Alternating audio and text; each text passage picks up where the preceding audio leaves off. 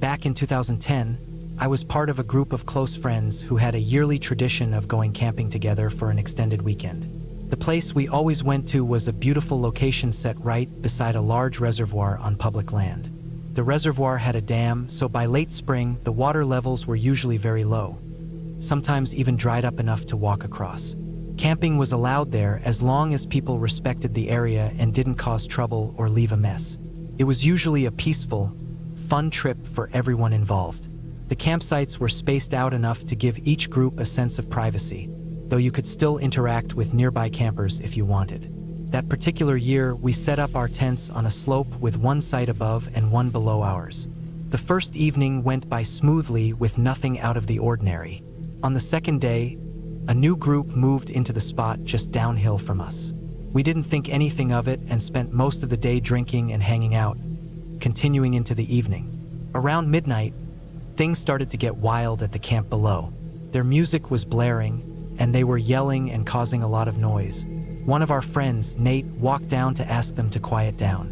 He came back shortly after with a swollen lip. He'd been punched in the face, and told us he was almost certain they were on something. That put a damper on the night. The relaxed mood disappeared, and everyone became tense. I was exhausted and decided to go to bed early.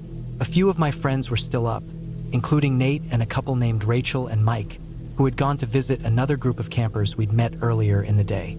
The noise from the rowdy group below continued, but I tried to block it out and sleep. I'm not sure what time it was when I suddenly woke up. It's all a bit foggy now. What I remember clearly is bolting upright in my tent after hearing people screaming outside.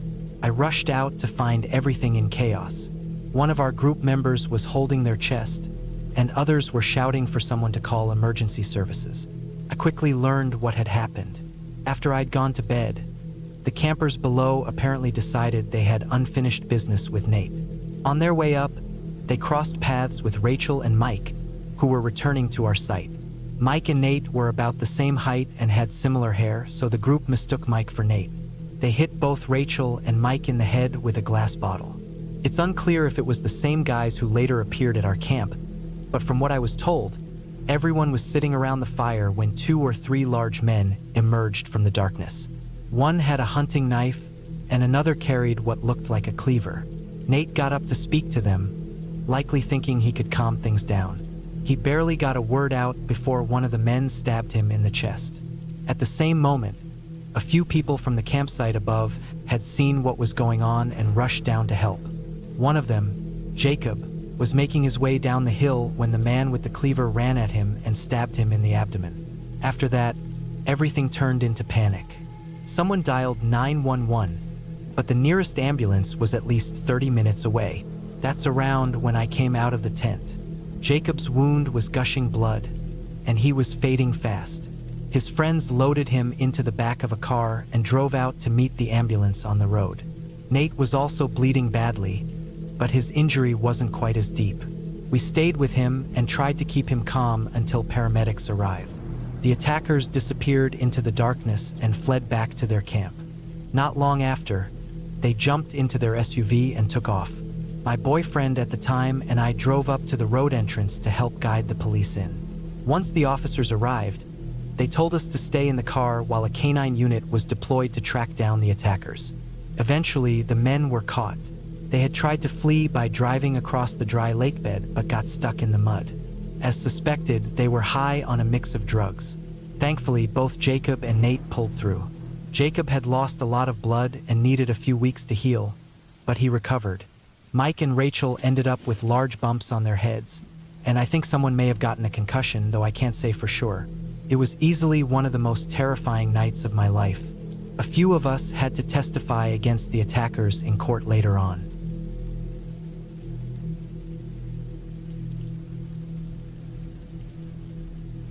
This happened to me the summer before last.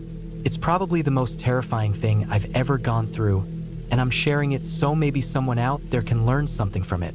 Something that's become clearer to me as I've gotten older is that this world can be a beautiful place, but it's also home to some really messed up people. And sadly, I've seen that side up close. I've always been outgoing, and I love spending time with friends whenever I can. I'm also someone who's constantly chasing the next exciting thing. At the time this happened, I was 18, a guy with a good-sized group of friends, both guys and girls. Throughout high school, we got into all kinds of wild stuff. And now that we just graduated, we wanted to go out with a bang before heading off to different colleges. We decided to go camping off the grid for 3 days. Somehow, all of our parents gave us the green light. So it ended up being 6 of us.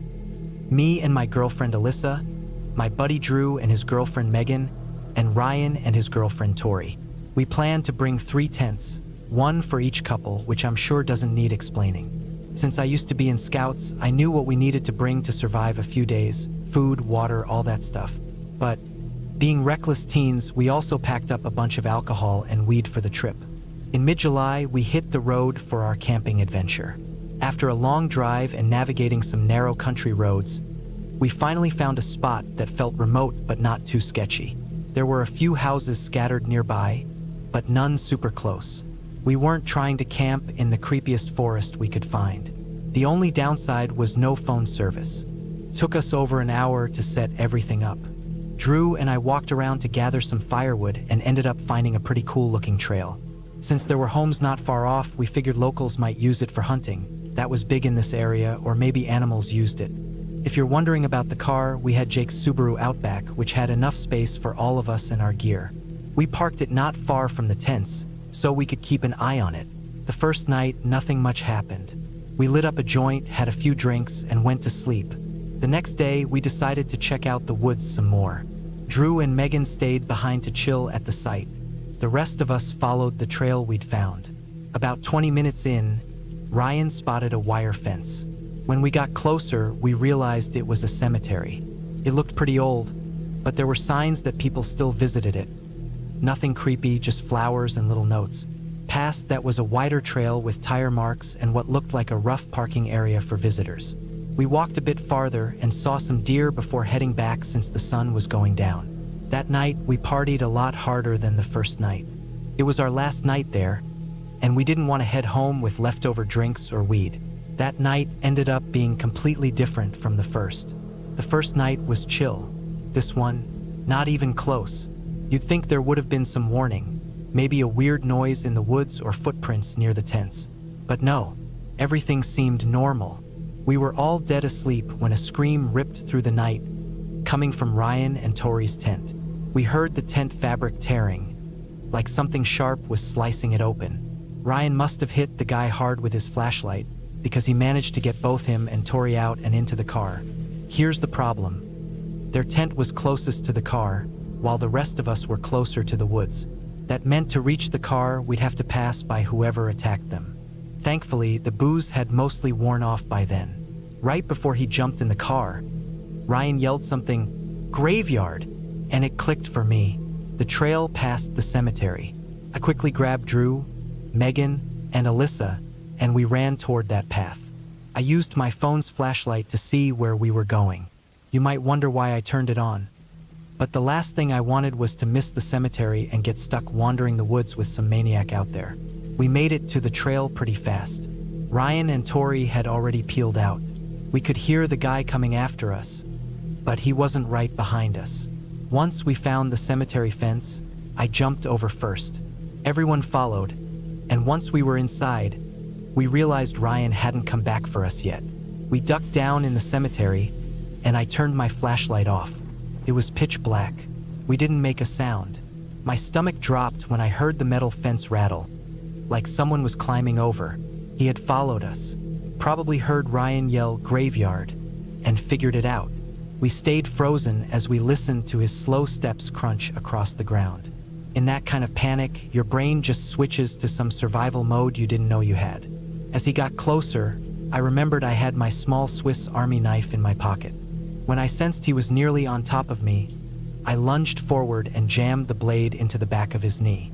He collapsed with a scream and dropped his weapon. Just then, headlights flashed through the trees.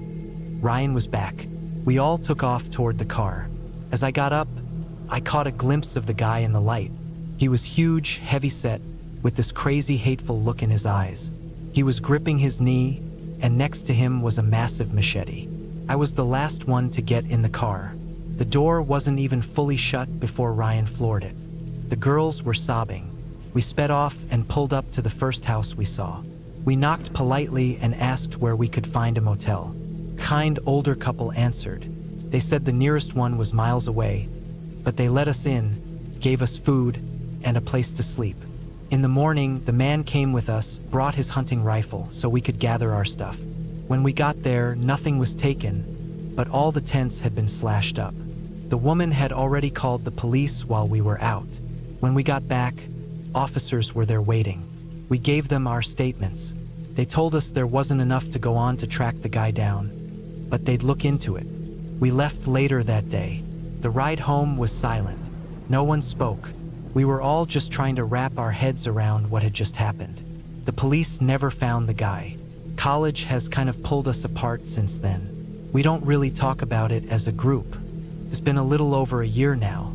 If I could give anyone advice, camp somewhere with other people nearby. Even if it's a cheesy campground with families and cartoon mascots, at least you're close to help. Don't take chances. Be smart. Stay safe out there.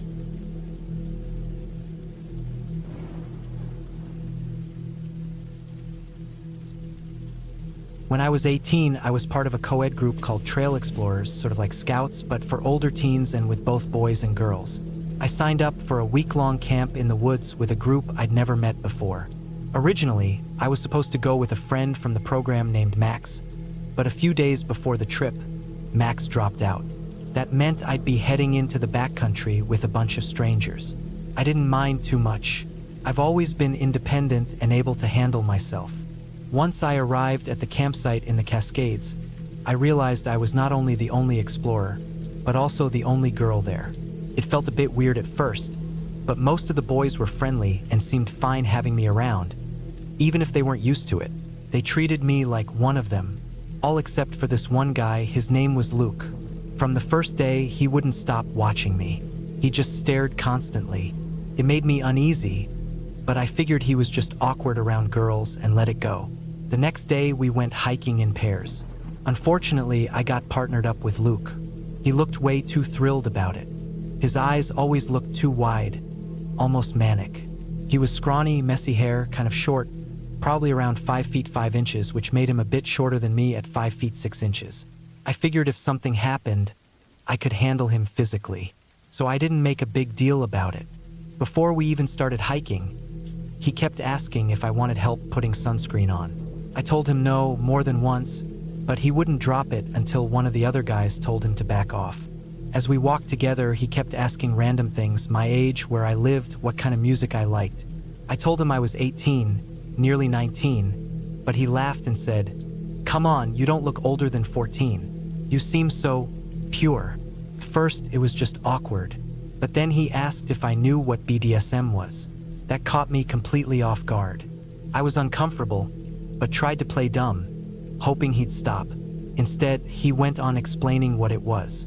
I kept my eyes fixed on the path and stayed calm, not wanting to show any fear. Then he started commenting on my skin. "You have such light skin," he said. "You ever use lotion? It's nice. You can see marks and bruises more clearly on skin like yours." He said it like it was a compliment. My stomach tightened. Every nerve in my body screamed. I was tense all over and regretted wearing a tank top. I could feel his eyes crawling on me. Then he asked if I was a virgin. Then something else I won't even repeat. I looked at him, stunned, and saw him grinning in this unsettling, childlike way. I didn't say anything. I sped up my pace.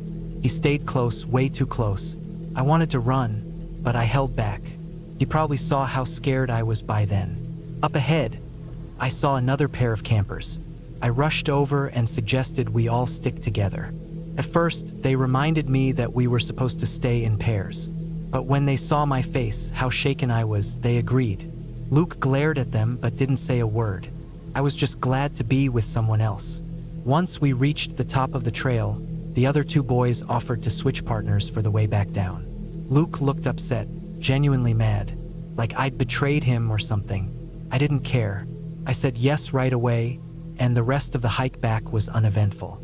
My new partner asked if Luke had been bothering me, but I downplayed it. I didn't want to seem fragile over some creepy 15-year-old. As long as I stayed around the other guys, I figured I'd be okay. That night, we all settled in. Since I was the only girl, I had to sleep alone in my tent. Everyone else was grouped in twos or threes, but I was isolated, away from the boys' tents. The leaders said it was to give me privacy, but it just made me feel more exposed. Late that night, I heard something outside. Probably just a deer, I thought, and went back to sleep. But then I heard the zipper of my tent moving.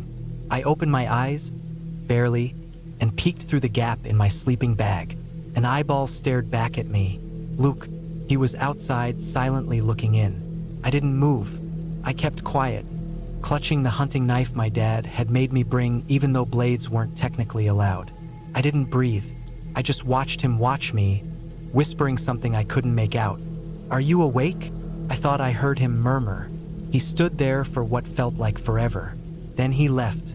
The next day, I caught short naps when I could. I stuck close to the rest of the group. I was constantly on edge. The leaders seemed irritated that I wasn't paying attention, but I couldn't focus.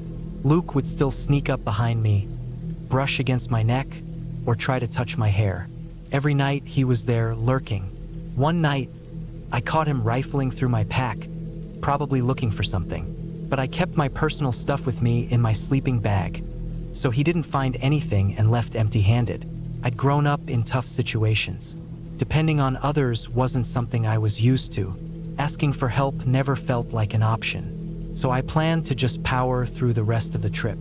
But halfway through the week, the leaders called Luke aside. Not long after, he was sent home. Everyone else was confused. Some even said goodbye like it was a normal thing. But one of the boys from earlier just crossed his arms and didn't say a word. I think he was the one who reported Luke. Luke, for his part, looked totally lost, like he couldn't figure out why he was being told to leave. It was eerie. The rest of the trip went smoothly. I tried not to think about it. But looking back, I keep realizing just how messed up that kid was. It honestly wouldn't surprise me if he ends up doing something truly awful someday. What I do know is I'm incredibly thankful my dad insisted I bring that knife with me, rule or no rule. I never had to use it, but I was ready, and I don't regret carrying it one bit.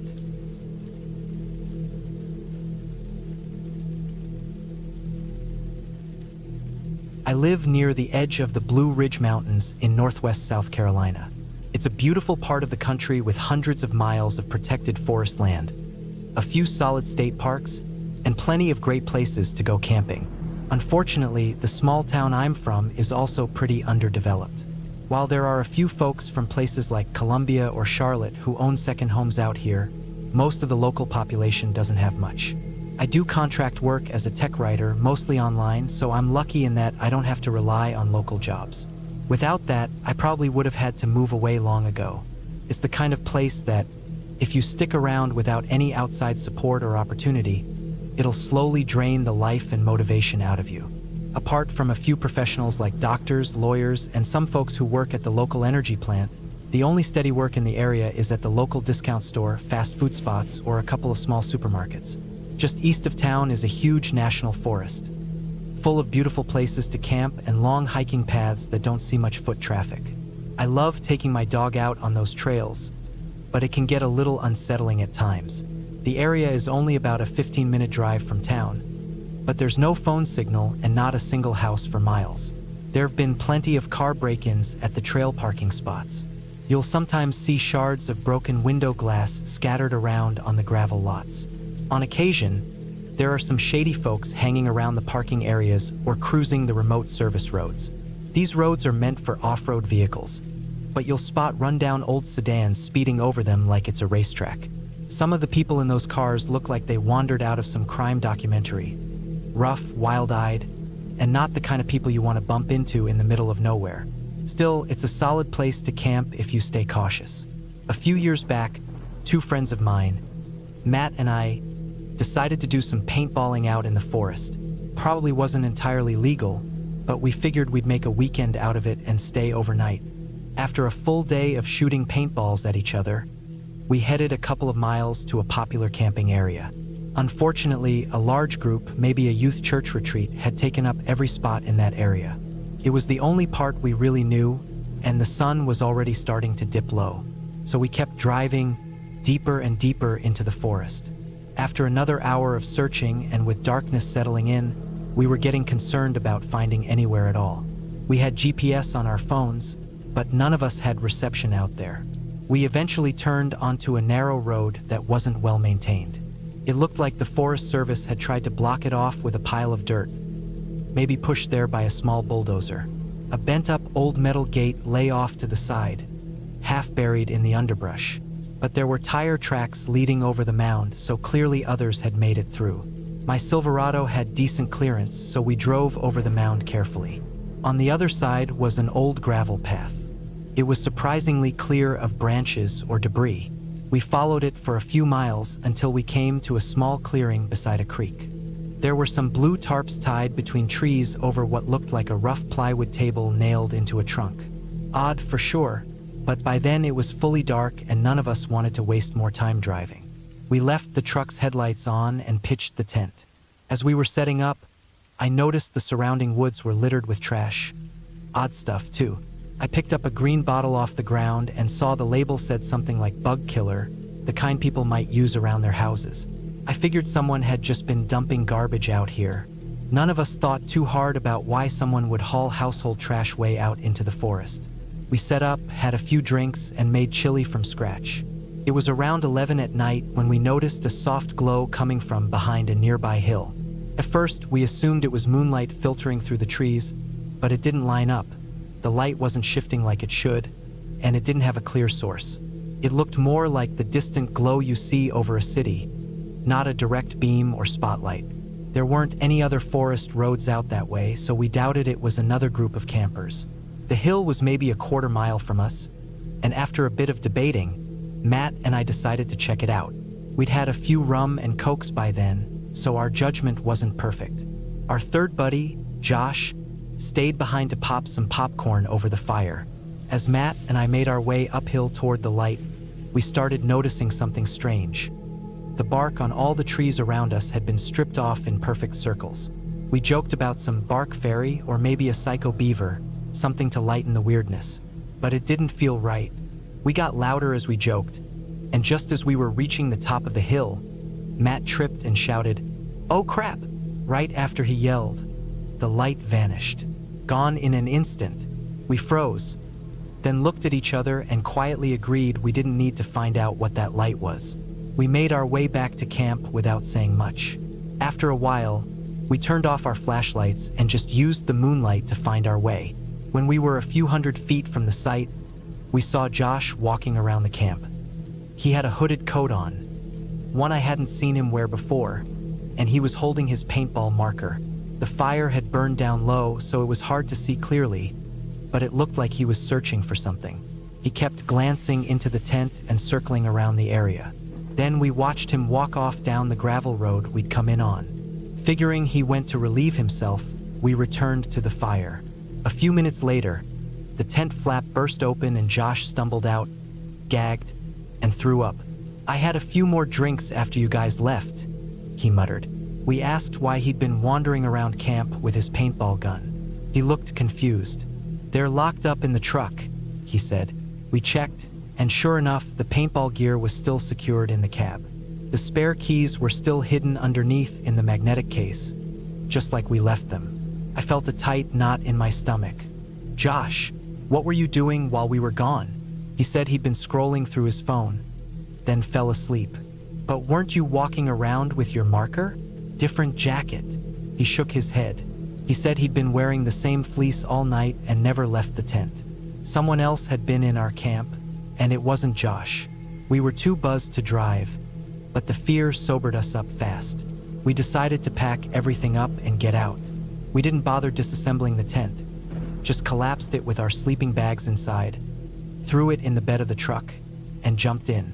When we got to the dirt mound, something gray blocked the way. That same bent metal barrier we saw earlier was now upright again, planted across the trail. None of us wanted to step out and move it, but my truck had a guard on the front, so I nudged it gently, tipped over like it had just been balanced in place, and we rolled over it carefully. As we continued down the gravel road, I noticed a vehicle behind us. No headlights, but we kept seeing flashes of it as the moon reflected off its surface. It stayed about 800 to 1,000 feet back, never getting closer but never falling behind too far either. We only caught glimpses of it when the road straightened out. I sped up as much as I could, flying along those winding forest roads. The vehicle kept pace, always just a turn or two behind. After nearly an hour, we finally reached a paved highway. I drove back toward town, but took a different route, just in case we were still being followed. I didn't get pulled over, thankfully. I've passed that road a few times since, and the barrier is always back in place. I don't think I'll ever go down it again.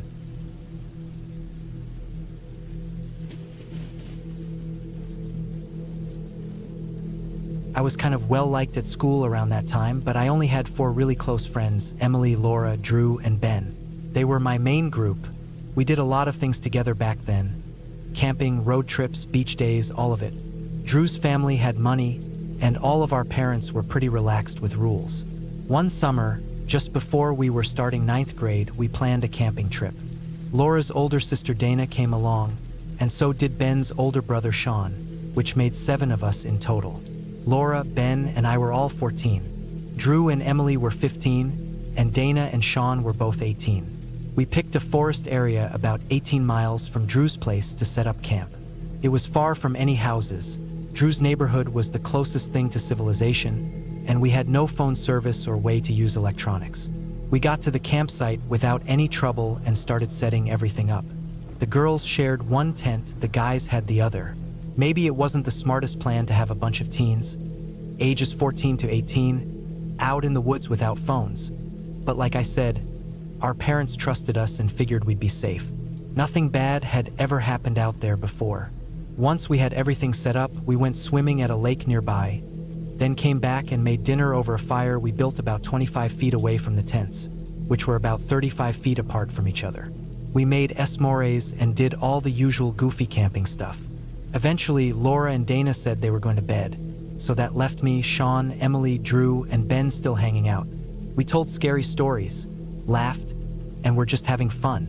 Then Dana came stomping back over, clearly annoyed, and asked us to knock it off with messing around near their tent.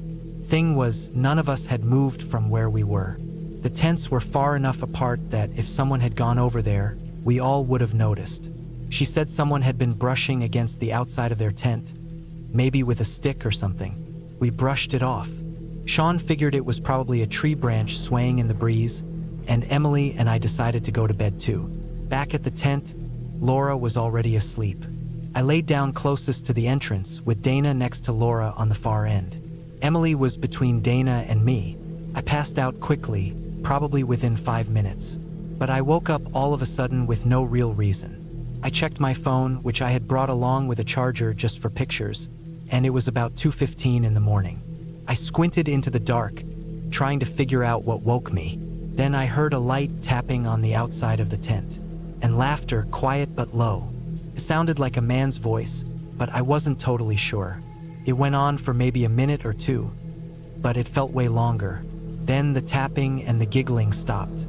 I told myself I was probably just imagining things, or maybe one of the guys was trying to scare us, or even that Sean was right and it was just a branch. I blamed it on being tired and drifted back to sleep. Not long after that, Emily shook me awake just as the sun was starting to rise. Everyone else was already up, and we decided to go hiking for a bit. Since we were planning to stay another night, we split into 2 groups so someone could watch our stuff. These woods weren't super popular with other campers, but we didn't want to take any chances. Dana, Laura, Emily, and I went out hiking for a couple hours, while the guys stayed behind to fish, swim, and make lunch. When we got back, the guys weren't at the camp anymore. Dana was irritated and headed to the lake with Laura to find them. Emily and I went back to check the tents, and I totally freaked out. I screamed and nearly peed myself. The tents were all cut up.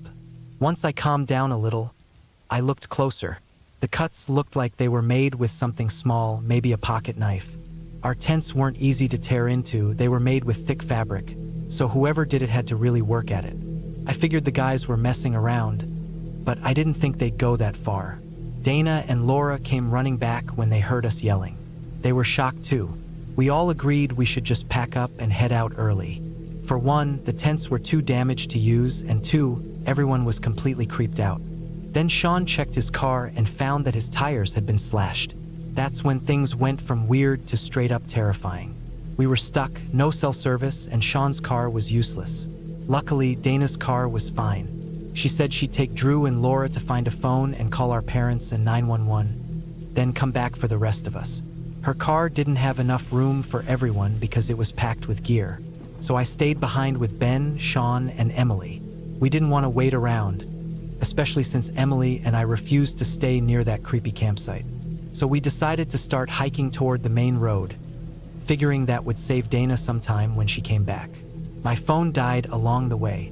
The last time I checked it, it was about 1 in the afternoon. Ben and Emily still had battery, and they kept us updated on how far we had walked. After maybe 30 minutes, I started hearing something, branches snapping behind us. I felt more and more uneasy. I told Sean, and he got really alert, checking behind us constantly. At that point, Dana was probably already at Drew's place or close. Then Sean suddenly shouted, "Run!" I whipped my head around and saw 3 people sprinting toward us. They were wearing dark hoodies, and 2 of them were holding knives. They were huge, easily over 6 feet 3 inches. Sean was tall at 6 feet 1 inch, but there was no way he could fight them off alone. Even though it was the middle of the day, I couldn't make out their faces. They all wore black ski masks and looked heavy, over 200 pounds each. The shortest one was maybe 6 feet 2 inches.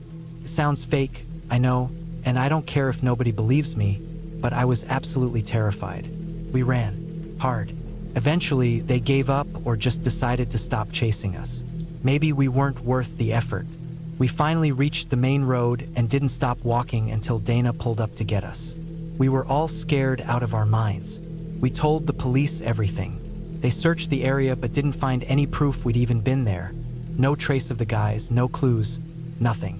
Just some pictures on my phone of the lake and the ripped up tents. I still don't know what would have happened if they had caught us. I was pretty tall at the time, around 5 feet 10 inches, but I only weighed about 120 pounds. Emily was small, maybe 5 feet 2 inches and barely 100 pounds. Ben wasn't much taller than me and might have been 10 pounds heavier. I'm so glad I told Sean about the snapping sounds. I really think we would have gotten caught if he hadn't been keeping watch. I'm also really thankful we all stayed active. We ran track, played soccer, stuff like that. I think that's the only reason we made it out of those woods that day.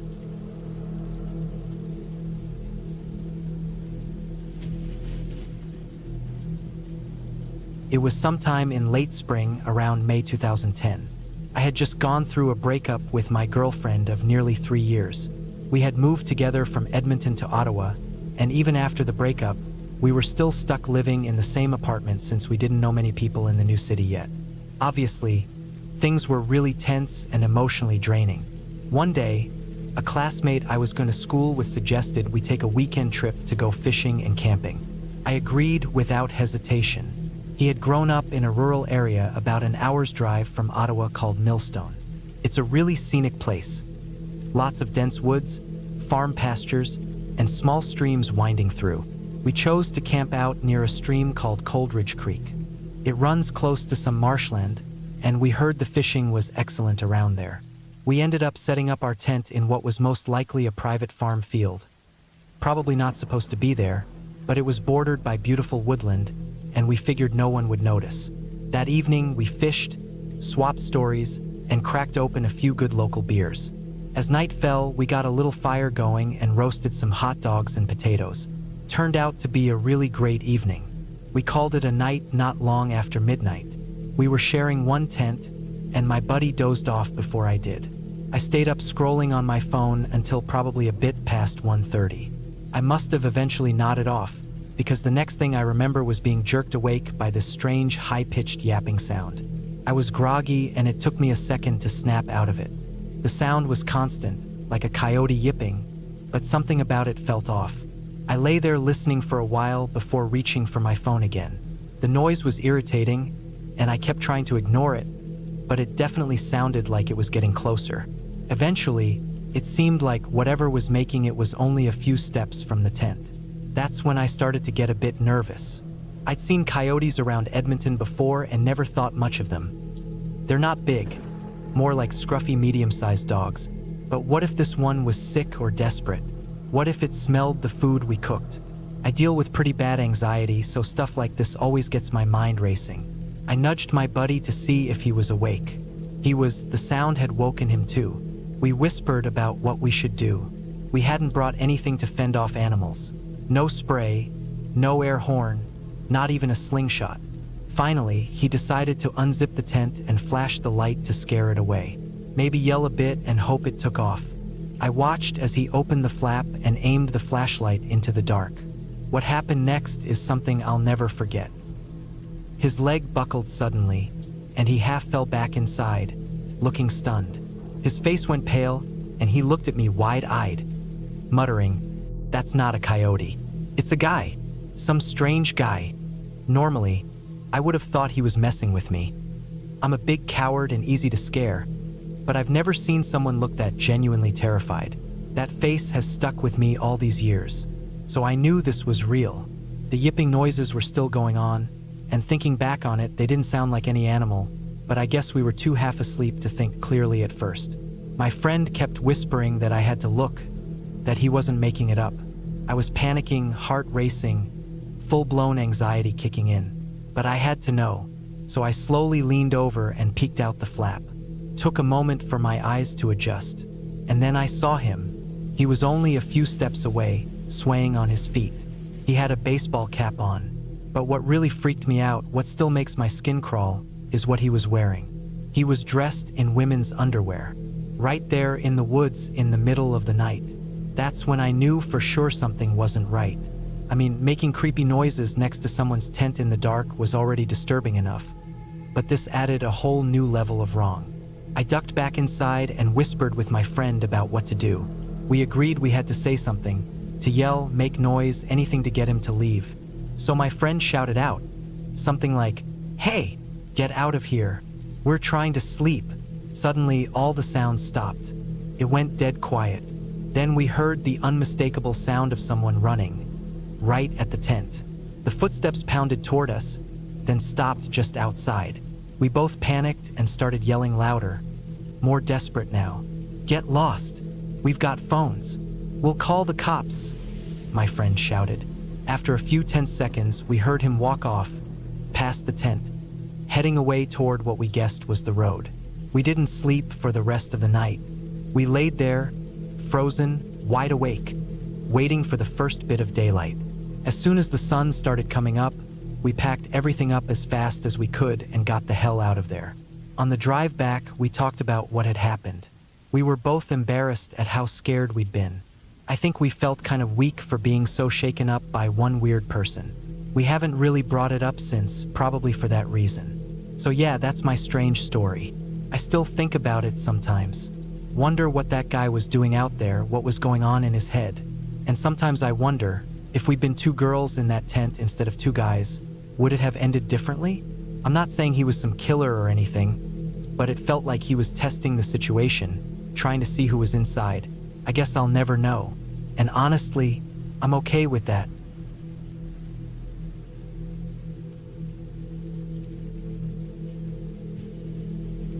This happened to me a few years back. It all started when my closest buddy and I were talking about how we needed to get back out camping. We spend a lot of time outside and usually aim to camp at least a couple of times each month. This was during late October in North Carolina. Weather around that time can either be strangely warm or straight up freezing. This year, it was definitely cold. Our girlfriends had been jokingly bugging us about never bringing them along. Truth be told, we usually go on pretty rough trips, cold, damp, rugged stuff, and we were honestly surprised they even showed interest in coming. From our point of view, the tougher the trip, the more fun it was. Just your typical guy mindset. Honestly though, I was pumped that they wanted in, so we made plans for that weekend. Saturday came and we were loaded up and ready to head into the woods. We hit the highway and drove about 2.5 hours west into the Blue Ridge Range. As we got closer to our hidden camp spot, the temperature dropped and rain started to fall. I could tell my girlfriend was uneasy about the growing darkness and setting up in these conditions. But my friend and I had done this more times than we could count, so we told her everything would be okay. We finally reached the spot. technically just a pull-off on a mountain road with an amazing view of the hills. By then, it was fully dark. All you could see were the scattered city lights way out in the distance. If you've ever spent time in the hills, you know how quickly the darkness sets in after the sun disappears behind the ridgelines. The rain kept coming, and the cold had gotten sharp. If I had to guess, I'd say it was hovering around 35 degrees Fahrenheit, and the wind wasn't helping at all. As we unloaded the car, I noticed both of our girlfriends going from excited to seriously doubting why they came. To give you a clearer picture of this camp spot, there's a short, narrow path leading away from the overlook, which then drops steeply over a mess of rocks and ledges, maybe about 70 feet down. The overlook sits right on top of this cliff. It's not a marked trail or anything official. Think of the kind of place teenagers might sneak off to hang out or mess around. You're not really allowed to camp there, but we were young, cocky, and thought we knew better. It's tricky getting to the bottom, and we always took it slow to avoid slipping or twisting an ankle. I had all my gear ready and was preparing to head down the trail. My girlfriend and I walked about 40 yards from the vehicle to the trailhead. We dropped our backpacks and waited on my buddy and his girlfriend. After a couple of minutes passed, we were confused why they hadn't caught up yet, especially with the rain and cold making the wait feel longer. After maybe 6 or 7 minutes, I said screw it and walked back to the car to check on them. As I got closer, I could hear them bickering. "What's going on?" I asked. "He locked the damn keys in the car," she said. Awesome. Now it was close to 10 p.m., pouring rain, freezing temps, and we had 0 cell signal. The closest gas station or town was at least 20 miles away. I was instantly irritated because this was the worst possible time for something like that. I walked back to tell my girlfriend, who has a joint condition that makes her body ache badly in cold, wet weather. She was already starting to show signs of pain. I shouted to my friend that we were heading down to get the fire going so she could warm up. I'd help him sort the car thing once she was okay. We strapped on our headlamps and began the slow, slippery descent down the rocky slope. The rain was bad, but the fog was worse. It made our lights nearly useless by lighting up all the mist right in front of our faces. Visibility was shot. I was helping carry her gear. She'd go down a bit, I'd hand her a pack, then I'd go down. We did this for a while, switching off and inching our way down. Took about 20 minutes, but we were making progress. At one point, about 10 minutes from the bottom where we usually pitch our tents, she suddenly asked, "What is that?" There was real fear in her voice. I peered down through the mist, focusing on the slope. I saw a tarp. "Oh, nice, free tarp," I joked. I assumed someone had left it, maybe blown off from above. I headed over to grab it, but as I got within a few feet, something caught my attention. A handheld grocery basket. You know, the plastic kind. I couldn't make out everything inside, but it looked like snack wrappers and empty food packaging. I turned to look at her. She looked like she was about to cry. "Is that a person under there?" I tried to calm her down. "No way," I said. We were in the middle of nowhere. Ours was the only car parked up there.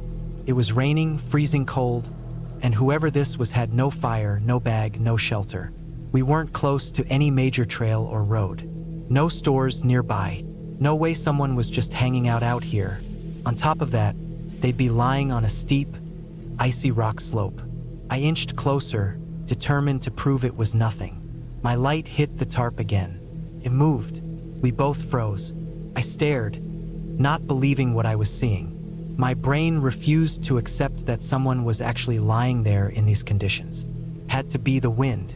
I looked at her. She was slowly backing away up the incline. Then the tarp moved again. Not just flapping, moving. Someone was getting up. My heart started racing. I turned to her and whispered, "Run!" But she didn't wait. She was already scrambling up the rocks. I followed her, slipping and sliding behind. As I climbed, I heard a groggy, low grunt from behind me. Then the sound of someone shifting rocks and moving around. Whoever it was, they were on their feet. Were they following us? I paused, shut off my light, and listened. I could hear them down there, moving. No doubt, we had definitely woken them up. Part of me thought maybe they were injured or lost, so I called out, "Hey, are you okay? Do you need help?" No response. Hello? Still nothing. At that point, I said screw this and kept going. We made it back to the overlook fast, completely rattled. She was crying.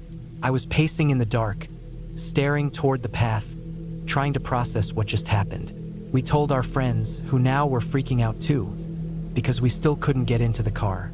The rain had picked up. We huddled under a tarp, trying to stay warm while my buddy wandered around, phone in hand, looking for a signal. I kept watching the path, waiting to see if that person came up. Eventually, he got through to a locksmith. You don't want to know how much we had to pay for a late-night service call out there. But someone finally showed up. We explained what had happened. The locksmith looked dead serious and told us to leave right away and go camp somewhere else. He'd lived in that area for years and started telling us about weird murders and disappearances that had happened out there. Hikers vanishing, others found dead. He said something like, "Some people stay out here because they don't want to be found." We didn't camp. Everyone was too shaken. We just drove home. No one said a word the entire ride. Even now, some nights I lie awake thinking about that person. Were they hiding from something? Were they just some oddball bushcrafter with no gear? How did they get there with no car? Why no fire? They were just lying there, on a freezing incline. No tent, no supplies, in total darkness and rain. I wish I could explain how remote this place was. It wasn't somewhere someone could just survive out there long term, not without gear or shelter. People always say humans are the scariest thing in the woods. I believed it for the first time that night. It made me realize how careless I'd been. Bringing my girlfriend there in the dark, illegally camping, no signal, horrible weather. I was cocky, and I let my experience blind me to actual danger. If that person had meant us harm, nobody would have ever known what happened. I don't set up after sundown anymore. And our girlfriends, they never asked to go camping with us again. And we've never returned to that spot.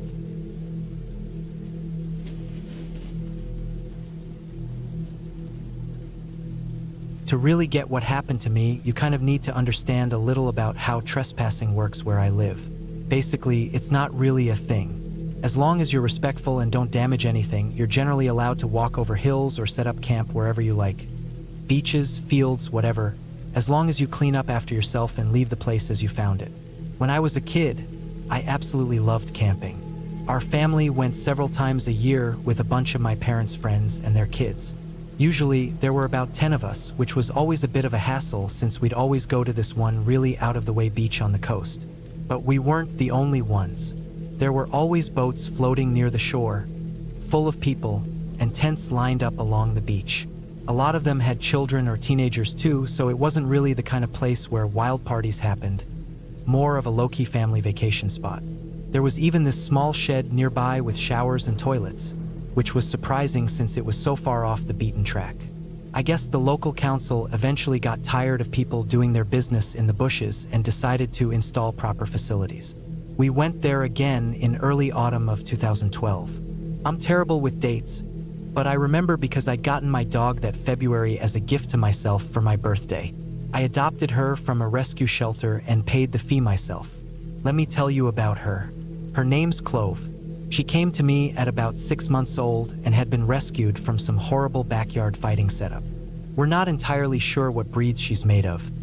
Maybe part Whippet, part Staffy, but she has always been gentle with people and most other dogs. That said, if she feels threatened, she won't back down. She'll defend herself and me no matter what. By the time we took this trip, I'd had Clove for a few months. She'd never gone camping with us before, but in our family, if you've got a dog, it comes with you. So when we loaded up the car, she got in too. The only difference this time was that none of our usual family friends could join us. So it was just me, my older sister, my mom, and my dad. That didn't bother me much. I was never that close to the other kids anyway. I preferred hanging out with my dog, and I still had my sister. The drive was long, around 6 hours. We left later in the day than we usually did, though I can't recall exactly why. Because of that, we ended up getting to the beach just as the sun was setting. Not exactly the best time to start setting up camp. We figured we'd see other campers already settled in, fires burning, maybe a bit of activity. but the beach was completely deserted. Still, my parents began unpacking the car and tried to get the tent up. They told my sister and me to grab a couple of the lighter bags from the back. I rolled the window down a bit for Clove before stepping out since it was warmer than usual for that time of year. As we stumbled around in the dusk, trying to set things up on a remote beach, it all felt a little eerie. The only road that led to this beach formed a kind of loop, with a bridge crossing over a section of water. If you wanted, you could circle the area in a big loop. About 15 minutes into struggling with the tent pegs in the sand, my mom asked my dad if he'd noticed that a car had passed by a few times. He kind of shrugged. That's how he is, not the type to worry. I don't know if he even replied. But not long after, a car pulled up beside ours on the road and someone got out. It was only about 20 feet between our cars and where we were, and it was already getting dark. All we had were our flashlights. We weren't expecting anyone else to be out there at that point. My mom guessed it might be a ranger or someone from a conservation group. They do come by sometimes to check on things. But this guy, he was walking strangely, like he was off balance, probably drunk or on something. He had that kind of lurch to his steps. Definitely not sober. All right, a druggie. Not unheard of, but unusual in a place like this. Once he got close enough for the torchlight to hit him properly, we saw he had a huge knife, maybe about 15 inches long. I was still young, so maybe I misjudged the size, but it was big enough to be terrifying. I don't get along well with my dad, but credit where it's due. The moment he spotted the knife, he jumped up, holding a tent mallet, and told us to get behind him. The man started yelling something at us, saying we couldn't camp here and that he was just giving us a warning. My dad tried to calm him down, saying fine, we'd leave, but the guy kept moving toward us, still shouting. That's when my dad started yelling too. My sister and I were crying. I was shaking all over. I don't think I've ever been so scared. It honestly looked like they were about to fight. And I'll be honest, I didn't think my dad stood a chance. As awful as it is to admit, I truly believe that if that man had gotten close enough, he would have killed my dad. Maybe us too. My mom isn't the most practical in emergencies. She always put her relationship with my dad before anything else, even us kids. But that's not how things played out. Out of nowhere, Clove went into full protection mode. Like a wild animal, she pounced on him, grabbing his arm with her teeth and biting down hard. His jacket tore, and the skin underneath was shredded. He dropped the knife. It had been in the arm she got him by, and started screaming. He kicked her, hit her. Eventually, he managed to get her off and scrambled to pick up the knife from the sand before running back to his car and speeding off. Clove didn't chase him. We rushed to grab our stuff and threw everything back into the car. All of us totally rattled. I checked Clove over. She was okay. A little scuffed up, but not badly hurt. But I noticed something strange. The window was rolled down much more than I'd left it. We think that when the shouting started, she must have jumped up onto the door and pushed the crank window down further with her paws. It was an old car, no electric windows, so it's possible she forced it open wide enough to squeeze out. But that wasn't the end of it. None of us felt safe enough to sleep out there after that. And with a dog, we couldn't exactly check into a motel. So my parents decided to drive home. First, though, we needed fuel, we were low. While my dad drove toward the nearest town, I tried to clean Clove up a bit. I'd always loved her, but what she did that night left me speechless. We got to a petrol station on the edge of town, but it looked shut. My dad drove up close to check the sign on the door and leaned out to read it. My mom asked what he was doing, and he said he wanted to see when it opened. Then my heart just dropped. Sitting behind a van in the far corner of the lot, where we hadn't noticed at first, was the man with the knife. He was slouched in his car, using tissues to clean up his arm. It looked awful. We didn't stop. My dad didn't even bother to check anywhere else in that town. He just drove straight out, heading for the next one over. But that was 60 miles away, and we didn't have enough fuel. We realized this too late. My dad figured it was okay, that we could call roadside assistance if needed. Better that than going back to the last place. A few minutes into the drive, headlights lit up behind us. The same car, the same man. He'd followed us. Maybe he figured we were running low on fuel and thought he'd catch us stranded. That next half hour was the worst I've ever experienced. Total panic. All of us were falling apart. My parents tried to stay calm for our sake, but we weren't little kids. Both of us were older than 10, and we knew how serious things were. My dad turned off the radio and focused on the road. The man followed us for nearly 50 miles before finally turning off onto another road. Our fuel light had been on empty for 10 of those miles. I don't know how we made it, but we did barely. We found a gas station and filled up the tank before continuing all the way home. I fell asleep after that. So did my sister. We didn't wake up until we got to our driveway.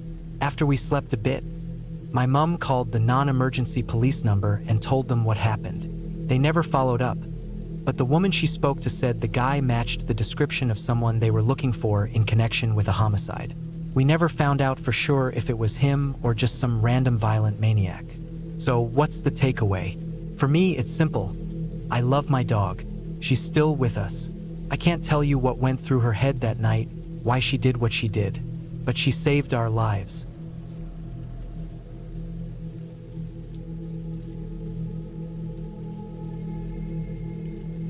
My partner and I decided to go camping for the first time ever in New Mexico during a long road trip we were taking out west. I had found this incredible spot that sat up high on a ridge, giving us a wide, open view of the terrain. It was near a drop-off and in a very remote area, at least 20 miles of rough dirt roads through the heart of a national park. We arrived, pitched our tent, and spent the afternoon walking around and snapping pictures of the landscape. There were a few vehicles scattered around the area, maybe 2 or 3, and we ended up chatting with a group of other campers nearby. We'd heard some talk about a rough storm rolling through that night and figured they might have some info. The group we spoke with were 4 local guys who said they weren't too worried. The weather in this part of the state never got too bad, they said. That was enough to ease our minds and convince us to stick it out for the night. Later, as we explored a bit more of the area near the camp, we came across a woman and another lady with a dog. We waved a hello and kept moving along into the forest. I should point out that, because of the weather forecast, there were only about 7 of us total who stayed behind for the night. We got back to our tent right before the sun went down and made sure the car was parked close, just a few steps away. Once it got dark and we couldn't see much anymore, we crawled into the tent. The sky was overcast, no stars out because of the thick clouds, but the rain hadn't started just yet. We figured we'd try to sleep early and hopefully sleep straight through the storm. But it turned out to be a wild, gusty night. The wind kept slamming into our tent, making it tough to fall asleep. Eventually, though, we managed to drift off.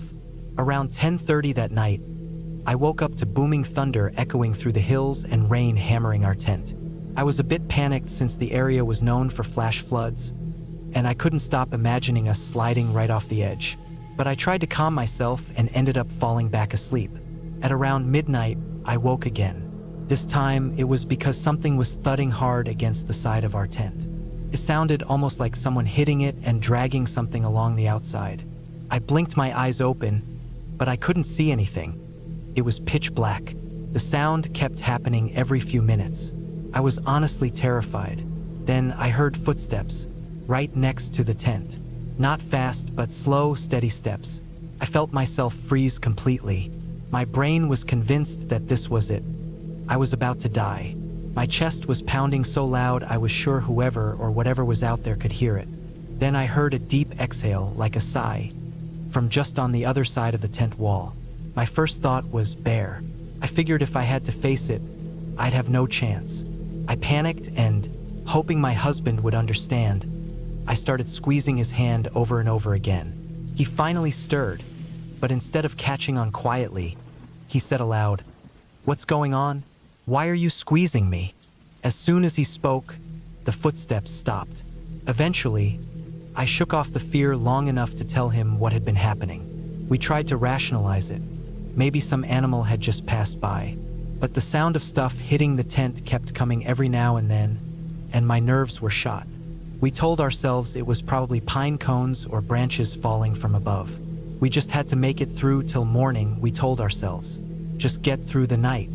A few minutes passed and suddenly, part of the tent caved in, right where my husband's head was. He whispered that it felt like something was pressing down on it. My heart sank. I thought for sure it was a bear sitting on him. He pushed back, and we heard the same strange sliding noise we'd been hearing all night. It was then we realized it had started snowing outside. Yes, snowing.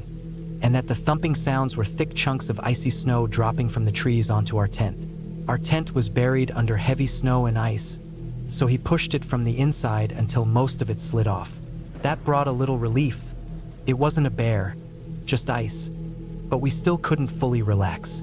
Determined to ride out the night, we kept a little flashlight on for comfort. We tried to sleep again. At around 3 o'clock in the morning, not even half an hour after we'd closed our eyes, the worst part happened. Out of the still, black forest, we heard a woman scream. Not a shout, not a loud voice. This was a scream full of fear. We both sat straight up. We heard her cry out, "What the hell? Oh my God, what the hell?" Followed by some muffled words that sounded something like, "Help." Her voice didn't sound angry, it sounded terrified, like pure panic. My husband and I looked at each other, frozen, quickly shut off our light. I was shaking, asking him what we should do, because seriously, what were we supposed to do? A few minutes passed, and we heard her again, screaming, "No, no, no, no," over and over. Then the sound of a car speeding off into the dark. I had tears in my eyes. I was so scared. It didn't sound like she was in the car. It sounded like she was yelling after it, maybe begging not to be left behind. Or worse, that was the final straw. I could handle the bad weather. I could handle the possibility of an animal outside the tent. I could even deal with ice falling on our heads in one of the hottest states in the country. But a screaming woman in the pitch-black woods at 3 a.m.? Couldn't. We knew we had to leave. We debated whether to run straight for the car and leave everything behind, but we forced ourselves to stay calm. We grabbed the important stuff and made a dash to the car together, not separating even for a second. Once we were inside, I didn't turn the headlights on. I didn't want to draw any attention. While my husband went back to pack the tent, I started the engine and called emergency services. I told them what we'd heard and exactly where we were. They said they'd send someone out to check the area, but we were in such a remote place that it'd take at least an hour, maybe more, and the storm had left the roads in awful shape. So we didn't wait. At about 3:30 a.m., we started driving. As we pulled away from the campsite, my husband noticed something chilling. The 4 guys we had talked to earlier, their tents were still there, but all 3 of their vehicles were gone. Whatever had happened, they had left in a rush. Only after we were on the road did it fully hit me.